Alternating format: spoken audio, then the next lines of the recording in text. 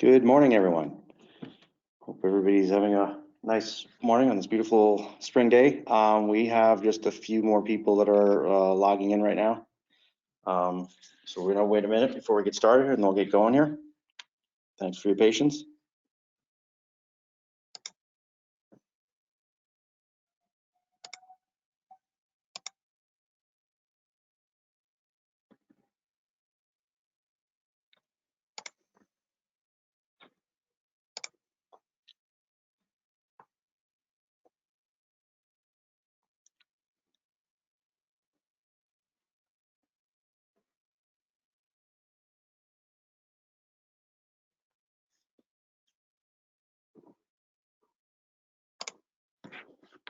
Okay, well, thank you everybody for attending this morning. Appreciate you taking the time to tune in and listen to our next piece in our series on remote work readiness. Today we're going to be talking about cloud file sharing options. We actually had originally had some additional content, but we've landed up with so much content that we've actually broken into 4 parts now. So today is going to be specifically talking about the cloud file sharing options, what those are in regards to what I think most people would refer to as legacy file shares and home directories and departmental shares. And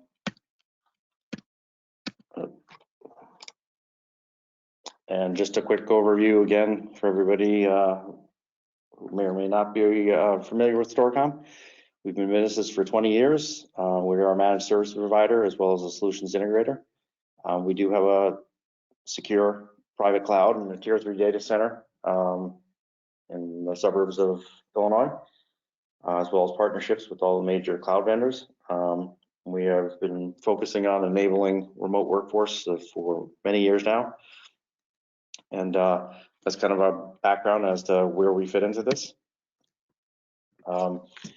So as I said, we've broken out the SaaS-based online collaboration tools and apps and voice telephony, and how all that fits together into a separate part 3, and then part 4 will be kind of rounding all this out to discuss securing remote workers in regards to security. So to get started here, obviously the reasons for cloud collaboration or why we're all probably sitting here today working from home. Unfortunately, maybe the better name for this webinar should be, I wish I could go back to my office and access my files locally, but unfortunately we are working from home right now. And for most of us, that does create some challenges, and the benefits to putting something in place that provides a platform for collaboration from a file standpoint really couldn't be more relevant right now. And I think a lot of organizations may have started some of that, but there's still a lot of data that that exists out there today in most organizations that fall into the traditional legacy file shares and departmental shares and so forth. And that's really what we're focusing on, as well as discussing how those collaborate with the products that are out there that probably a lot of people who are using things like Teams and SharePoint and so forth. So the challenges around all this really come into play with how do we share files securely with other co-workers? What's the best model to do this from a security standpoint, and allowing people to have access to data in your corporate environment. In most cases, legacy file shares on Windows servers, made up of home directories, departmental shares, that have been kind of the background for most of that. There's also obviously data that maybe even things like access databases and so forth that people have sitting on file shares. So all of that are data that we really need to take into account for, where's that going to live moving forward. More and more organizations are trying to move away from applications that probably use the legacy file stack, but there's still a lot of it out there. Email used to be a big part of this too, sharing stuff, emailing files back and forth, trying to move away from that. Even things like public folders used to be a way people used to drop stuff into public folders and exchange and share files that way. So what's changing and how do we address that? And how do this corporate security policies around data governance come into play when it comes to how these files are going to get shared? So what we're going to talk about today, you've got your existing file servers, and what we're going to talk about is two kind of main categories of options. There's the Microsoft kind of methodology, which we're going to go into using Microsoft Azure Files, Azure File Sync, as well as OneDrive. And then we have as an alternative Storcom CloudFilez and Storcom File Sync. That is our own option to provide similar functionality to what Microsoft's doing. So we're going to go into discussing both of those options. So what does Azure Files provide? If you're not familiar with Azure Files, it is a fully managed cloud-based share using SMB protocol. So it's a standard CIF share that's basically hosted in the cloud. You can mount files and shares, or you can mount shares directly in the cloud using a mapped UNC to a location in the Microsoft Azure platform. It integrates with your Active Directory as well as Microsoft 365 to manage things like permissions at the share level. Microsoft also allows different types of storage to be used. There's performance tiers based upon using standard hard drive, premium storage, and what it allows you to do is to map drive letters just like you normally do using SMB3, which is the Windows 2016 and above version of SMB. And kind of the biggest benefit to all of this, and as well as the solution that we put together, is that the idea is that you're buying platform as a service, right? File sharing is done on a file server. Well, why own the file server anymore? Why not just use platform as a service where you're not patching servers, you're not doing maintenance on it, you're only just managing the shares and the share permissions. All the underlying operating system level and below, hypervisor and so forth, all that is managed by the cloud provider. So what I wanted to do here is, and I've got a bunch of slides which I'm going to go into kind of some more in-depth information about the architecture, but I want to kind of lay this out as an example. So here what we see is we have in Azure North Central as an example here. Here's my mapped Azure file share, and it's a UNC Azure file share. That's the UNC path as an example, and that then basically gets accessed by either remote users or it could be a local user mapping directly to that UNC. That UNC could be a direct path in an application, so SQL could be writing to that, dropping files there, or it could be a map drive letter. And also there's something called Azure File Sync Server.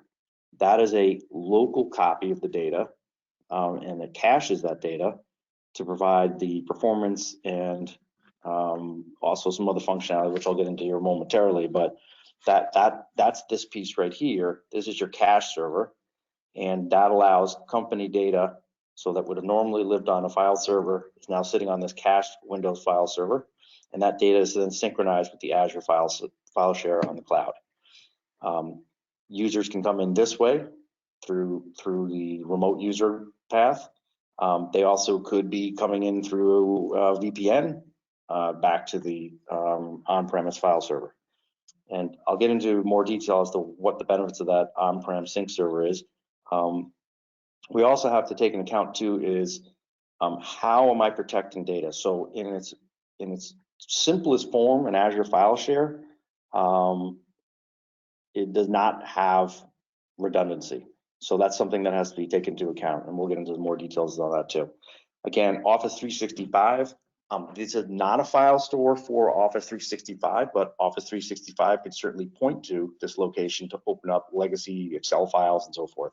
When you're working in Office 365, the storage that those files are being kept in when you're working in things like Teams and SharePoint are actually different, has a different location, a different storage account that's not connected to the Azure platform. So high-level overview of the architecture. So let's go into what Azure File Sync does. So, because this is an extremely important part of this solution. So Azure File Sync provides land speed access. So when you're not working remotely, and there are certainly cases where still that's going to be prevalent, it's going to give you land speed access to that data on site. And because they're basically accessing the data from the file server that they were mapping to originally, they access that data over the LAN, and that data then gets synchronized off site. So what that provides is a cached performance level of access of the data, as well as getting a secondary copy off site. It also allows for SMB 2.0 and older support.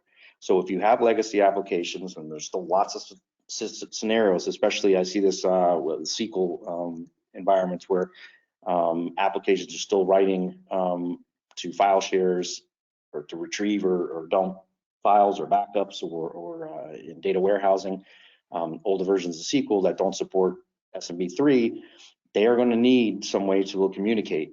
And Azure Files in the cloud does not support SMB2, only supports SMB3. So this provides that catalyst to be able to get to that data. With the Azure File Sync server, I can use any level of SMB that I need. The other thing too that it does is it ages off data to the cloud. So that's an important aspect of this. If I have a large file server, I may not need to have all of that data on-prem, and I can cut down on my local storage and start to leverage the cloud as a archival copy. And you can set based upon policies. In this case right here, we'll show you in the Azure File Sync example, you'll see the yellow files are ones that are local, full size, and then the gray files are the ones that are basically stubs, and you see that it shows 0 bytes on disk. That's because the file has been archived off into the cloud. That file is not taking up space locally. If somebody needs access to that file, they will then double click on the file and it'll get retrieved from Azure and then drop back down into the cache server. So it's a way to manage storage, and it really helps, you know, from a standpoint of trying to reduce the footprint on-prem of how much storage you will need. This is a way to help move through that process and make it more efficient for local storage as well as things like backups. You can do it based upon size, or you can do it based upon date. So you could say, I want to keep 2 terabytes of my 10 terabyte file server local, and it's just a first in, first out methodology. Data gets dumped, and after it meets a certain criteria, it gets aged off and drops off. Or it can be done the same way on date. You can say 90 days, 180 days, a year, whatever the metric is. So the benefits of Azure File Sync, and why would you do this outside of the land speed access, is that because you're integrating with the cloud file share, it allows you to do this and integrate an existing file server, because you can literally install the file sync server, the file sync software on an existing file server and point it to the cloud. You can integrate this with basically little to no effort. Also, big one, no more local backups. In theory, because I'm taking a copy of all my data and keeping one on-prem, if I allow the whole data set to live on the on-prem server as well as one in the cloud, I now have 2 copies of my data, and I can set up versioning within Azure to keep multiple copies. I can also potentially use Azure Backup and geo-replication, and we'll get into that here shortly, as a way to better protect this. So here are some of the challenges we need to keep in mind. So in Azure, there is different types of redundancy. LRS is the standard local redundant storage. That basically means that you're in essence using, because Hyper-V is what's running underneath inside of Azure. You're basically using replication within Hyper-V between multiple hosts inside the same data center. And they do this based upon domains. So an LRS environment, basically, if one server rack goes offline, the redundant server should be in another rack if it's set up properly. You will not lose any data. But if you lose more than that, you will lose data. There's no the data availability or durability, as they call it, is only 99.9% durable. So it's not really designed to provide a high level of redundancy. GRS and ZRS are higher levels of redundancy, and they do provide better redundancy, but they also have an additional cost associated with them. There is also another big caveat: 5 terabyte limit per file share on GRS and ZRS storage. I can't do large file shares on anything other than LRS. GRS and ZRS take data outside of that data center, so there's truly 2 different copies, and they are limited to 5 terabytes. The one thing I can say about the 5 terabyte limitation, we've done a number of migrations in the past year. There are ways to get around that using mount points underneath an existing share, because that could potentially be difficult for some organizations. So we've gotten around some of that and able to still give people a standard file structure, but it is something to keep in mind today that is a limitation. You need to understand the data protection policy. Snapshotting, so you can turn on snapshotting for versioning, and then along with that, ZRS or GRS storage provides the redundancy so that you don't lose data, because having that data just sitting in a file share, an LRS file share, in an Azure storage account, does not provide. I mean, 99.9% durability is certainly not. I mean, most environments, even using standard RAID 6, provide better redundancy than that. So that is something that has to be taken into account. Microsoft is really trying to push towards using something where you've got some secondary copy somewhere else. LRS is really not designed for high availability or high durability of the data. The other thing too is you cannot set permissions at the file level in Azure Files. The only way to do that is using Azure File Sync on the local sync server. The files are not, you cannot set permissions anything other than at the share level in Azure Files in Azure Files directly. So that's something to be taken into account. Azure Files can use both types of storage as I discussed in the storage account, depending on what the IO requirements are. The other thing we want to talk about here, so that kind of summarizes what Azure Files does, is, well, what about home directories? I think everybody probably is somewhat familiar with OneDrive.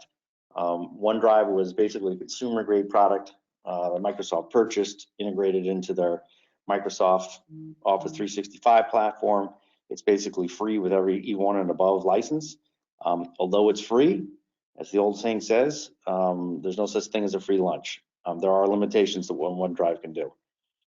It's not designed to be a file share for multiple users, although there's some things you can do by sharing, links to files and so forth. It's really designed as almost like a home drive replacement, where it's my data, only my data, and I don't want anybody else to have access to it. There are limitations again with that, and how that should be best utilized. But a lot of this comes down to really looking at what are we doing with home directories and how do I want to approach this moving forward, especially with people working from home. There's a lot of security ramifications around having people saving data into a basically a location that they only have permissions or access to, whether it's being protected or not, whether it's being snapshotted, whether it's being backed up, etc.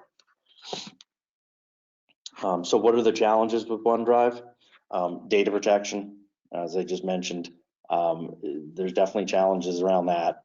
There is numerous times we've seen this in migrations. There's no real good reporting tools, so the synchronization process can stop working. And real world example, CIO of a fairly large manufacturing company was using OneDrive, saving stuff into his drive, and the synchronization process stopped working, and it hadn't worked for over a week. There's no reporting, no centralized reporting at all. Did not know that, and he was saving important Excel files to that, and then his laptop basically got stolen from an airport, and that data was all lost. So there are challenges. OneDrive, again, was designed as a consumer product, and it's being used to a certain extent in the corporate world, but you got to understand what those limitations are and what they really mean to your organization. The last point to that is there's also no really good built-in migration tools. There's other products out there that, from a home drive replacement standpoint, that can maybe be a better alternative from the standpoint of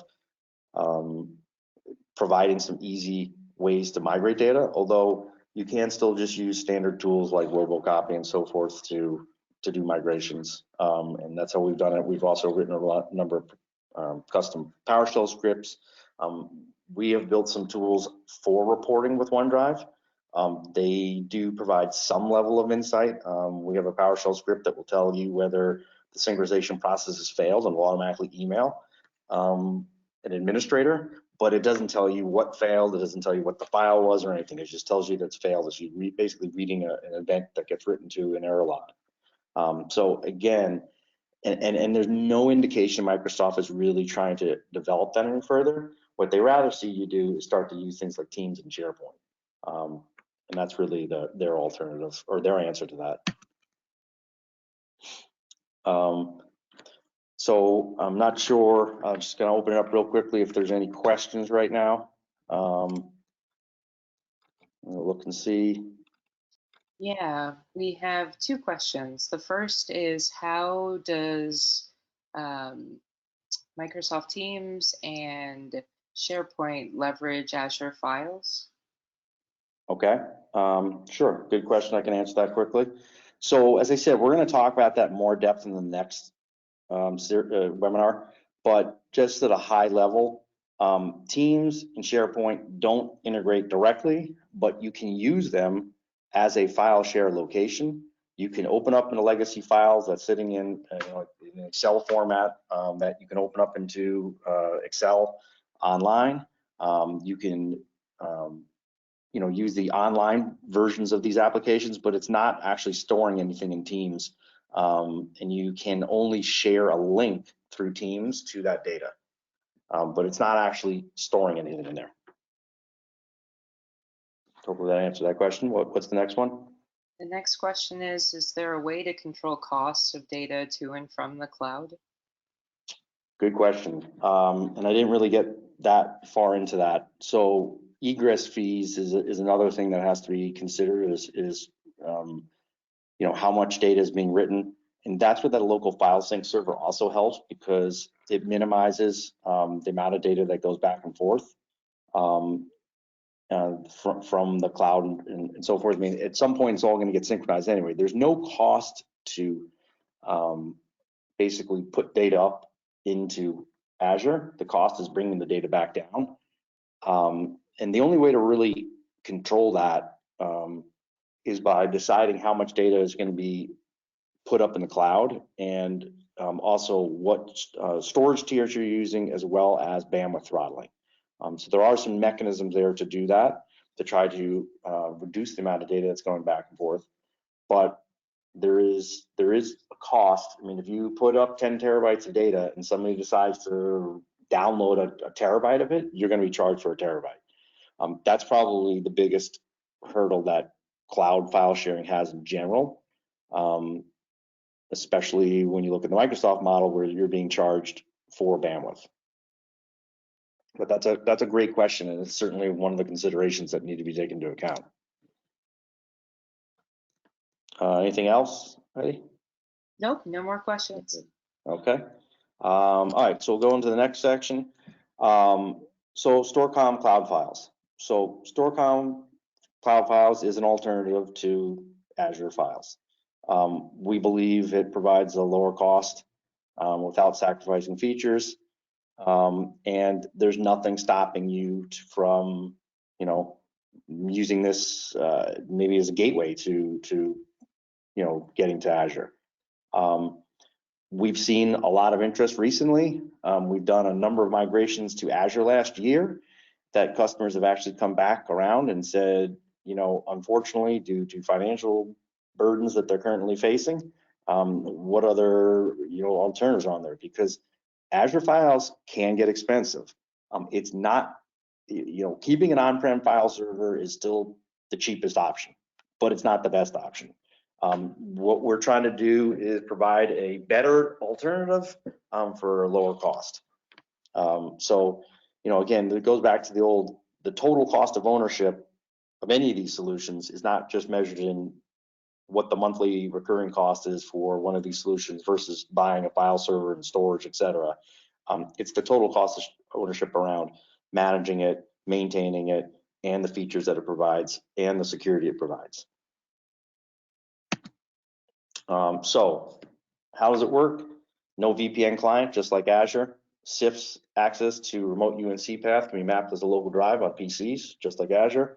Local cache sync server, just like Azure. Secure method of connecting to your remote files via SMB3, just like Azure. Versioning and backup copies of data. We'll get into more detail on that. That's definitely an area where we think we have some additional features. And yes, you still have access to your Microsoft Office 365 environment. Sorry, Microsoft 365. They just changed the name last week. And that is very similar to what Azure is doing today. So here is the architecture. As you notice, very similar to what we saw in the Azure diagram. Few things I do want to point out. Last time we did a webinar on our solution around virtual desktops, and you'll notice here our virtual desktop and desktop as a service infrastructure shows up. One of the benefits that we think our solution has is if you are potentially looking at VDI and potentially looking at cloud file sharing, this is on a 100 gig Ethernet backplane. You have direct access to your files. There is no access. There is no going out to the internet to access those files. If you're using VDI, you're now having direct access to the data, just like it would be if you're working inside your own environment. So again, users are going to have map drives. They're going to go to this UNC. They're going to map a drive depending on what drive letters they need. One of the big differences are when it comes to our map drives, we do not have a limitation on size. We also do not have a limitation on file permissions. You can set file permissions at the file level or at the folder level, and you do not have to use the file sync server to do that. Because with people working from home right now, the file sync server effectively doesn't really matter that much in either one of these solutions because I'm not potentially going into the office. I'm coming in from the outside. So I don't need a VPN. I have a way to get access to my data from my house, but I can set permissions at the file level, and I can do a lot of other robust file sharing features right through our web portal. The other piece that I want to point out in this architecture too, we talked a little bit about Microsoft's LRS and GRS. We're providing globally redundant storage. Out of the gate, all of our pricing and everything that we do automatically has that built in. We have data centers, we said, we're running everything is N+2 redundant in our infrastructure. So 5 nines availability in a tier 3 data center, just like Microsoft, but we also write a secondary copy to a outside S3 compatible cloud provider, a company called Wasabi, which is one of the major cloud storage providers now. We write a copy of the data. Every single piece of data then gets synchronized to this offsite copy. So it's also a multi-cloud approach. You're not tied to just Storcom. You have another copy in another cloud provider. Microsoft, even if you use geo-redundant storage, you're still tied completely to Microsoft. And with some of the problems that have occurred with cloud providers last year, you'll notice, type in Google search for multi-cloud, you'll see articles about, people trying to make that part of their cloud approach is not being tied to a single vendor. So that's part of our solution. We include that secondary offsite copy. That copy also is a fully immutable copy, meaning in the event, and we're going to get into ransomware and the security benefits of the solution in a moment here, but in the event that even if our system got compromised, you have a completely immutable copy offsite because it is being written in an S3 protocol. So ransomware today, all attacks via SMB, there's no way for that copy to get written. There's no way for a ransomware backup to attack that copy, because that copy of data that is being synchronized is being written in another protocol to an offsite location. It is also air gapped because the network is not open. The only time that connection to that offsite copy is open is when we're writing to it. And that writing is written on a scheduled basis. So every night we write a copy for that offsite copy. That is the only time that that network is open. So that is called air gapping. There's no way for data to come in or go out that connection during non-used times. Integration to O365, as I said, basically the same functionality. It's a file location, so same capabilities, but there's also some additional things we'll get into here where we can open files directly into O365. Here's just a quick example of our client. You can see it's a local client. This is a local file share on a user opening up the file. There's a lot of information as well as versioning built into the integrated Mac and Windows client. It says right there, locally drive to M drive. The M drive just happens to be in this example. It could be anything you want. The sync server also is different. The sync agent is different, if it's referred to it that way. There's a sync server and then there's a sync agent. The sync agent can be put on a user's laptop just like Dropbox and OneDrive and provide the local syncing capabilities. And the agent also does have monitoring and alerting if there are problems with the synchronization process. So unlike OneDrive, if you do have problems with somebody synchronizing, administrators can be alerted. You can also easily share files and folders, kind of like Teams. You can request a file, you can share a file, you can, as you can see here, enable offline access. You can open it directly in a web browser. So there's a number of different sharing aspects to this. And the other thing too is there's also no limitation on the file size. OneDrive and Azure have some limitations as to how large of a file you can share. With the cloud, Storcom CloudFilez, we do not have a limitation there. Here's just another part of this too, is Intuitive Web Portal. Another thing that Azure does not do is it is only a CIF share. Storcom CloudFilez provides not only a CIF share by SMB, there's a complete web portal where I can go in. You can see an example here.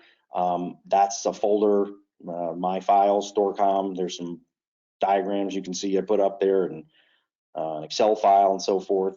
Those are files. I can download those files. I can open them directly into an application like Excel, PowerPoint, et cetera, et cetera.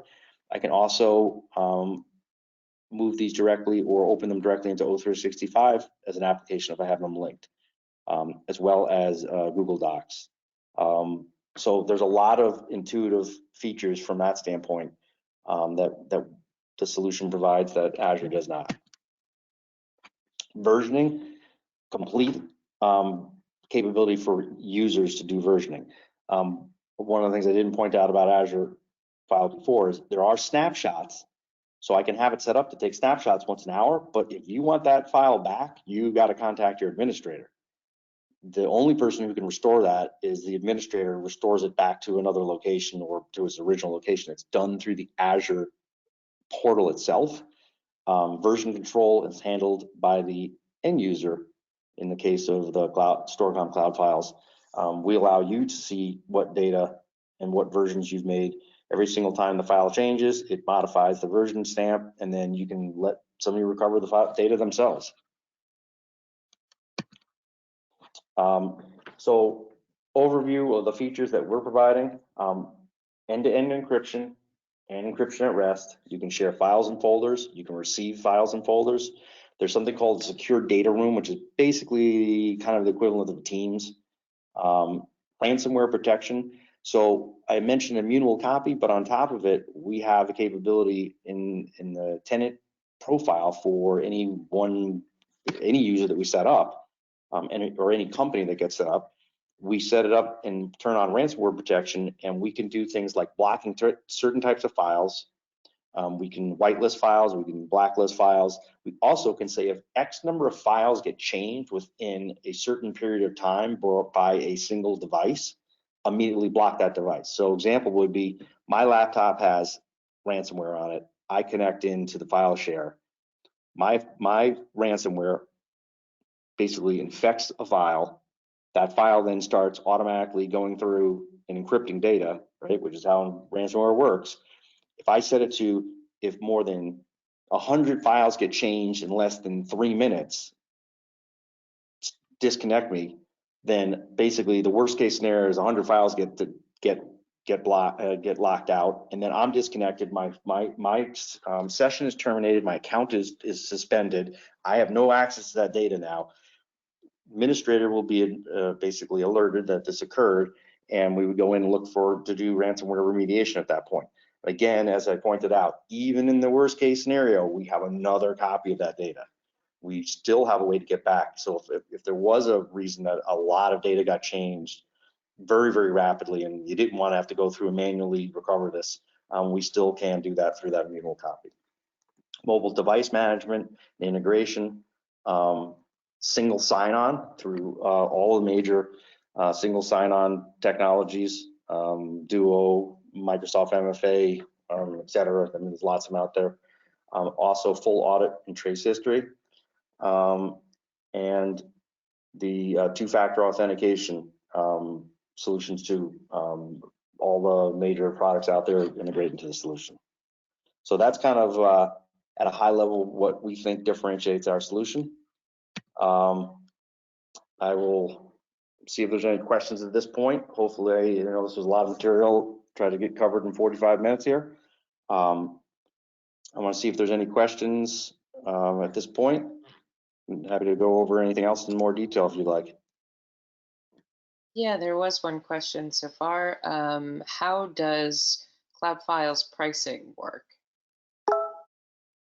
Okay, so there's definitely some differences between how our solution is priced and Azure pricing works. Azure pricing, there are some other components as we discussed. There's storage accounts. So what type of storage am I using? What level of redundancy am I using? And egress fees. All three of those metrics make up an Azure Azure files, cost. So 10 terabytes of files in Azure files is going to be different than with ZRS, and one local sync server is going to cost differently than 3 local sync servers and GRS and somebody who's downloading 25 gigs a day. Our pricing, we tried to make a lot more streamlined and simple. It's a per terabyte cost and a per user cost, and there is no egress fees. So data transfer is unlimited. And there's also, we don't charge based upon storage account. We use a premium platform of storage for basically to keep everything consistent. Versioning and all the software and features that we discussed here today are included. And obviously, we'd be happy to talk with anyone in more detail about that. Reach out to Storcom Sales. There is another question, and they wanted to know if we allow white labeling of CloudFilez for resellers. Not there. We would have to talk offline. There might be some options to be able to do that.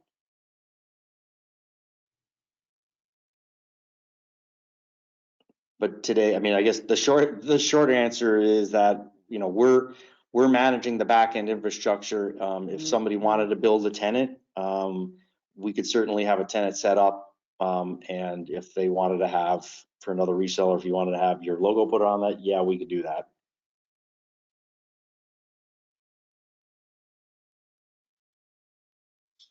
Another question is how we can get a TCO comparison between Azure Files and Storcom CloudFilez. Is that the question? Yes. I would be happy to provide something. I think what we could do is set up an offline conversation. We obviously need to get some metrics around size and number of users. So there's going to be, those are the costs different. Those are the metrics that are different. I mean, that's I guess the most important thing to understand is that Azure files, if I have a small amount of data, and let's say 1,000 users, Azure files is going to be less expensive because they don't have a per user cost. But in most cases, we find that our solution is less expensive. We charge less per terabyte for storage, and with the user licensing cost, typically we come in, most of the time we're somewhere around, 60 or 50 to 60% less expensive.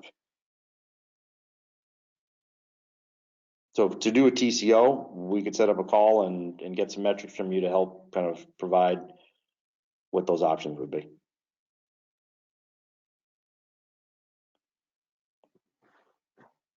We don't have any more questions. Okay. Well, thank you everybody for attending. Hopefully this was informative. And Oh, I take that back. Somebody just asked, what if we tried this and the cost got out of control? What's the commitment? good question. So again, the way Azure files work, it's based on literally on a per minute basis. So it is easy for Azure files to get out of control, which is one of the reasons why I mentioned we had a number of clients who've actually decided to pull out of it because of that exact reason. With the Storcom solution, we size it, you give us the data, we tell you what it's going to cost. There is no variance. If you go over the amount of data, if you need more storage, you would have to contact us. We would then raise your limits. You'd be fully aware of how much data you have on the system and what your current costs are, and be able to control that. As far as commitment standpoint, we're very flexible. There's a number of different models we can work out to fit anybody's needs there. We also, and the last point I'll point out here too, if anybody would like to try this and set up a demo account, we can easily do that. It takes very little time at all. Just need to get some information from you, and we can set you up a demo account so you can try it yourself, and that costs nothing. I think you just answered the last question, and that was, what are the next steps? Okay. So hopefully, maybe we get to hear from somebody here. And, if anybody wants to talk about this, we're here to follow up. Okay. Well, thank you, Heidi.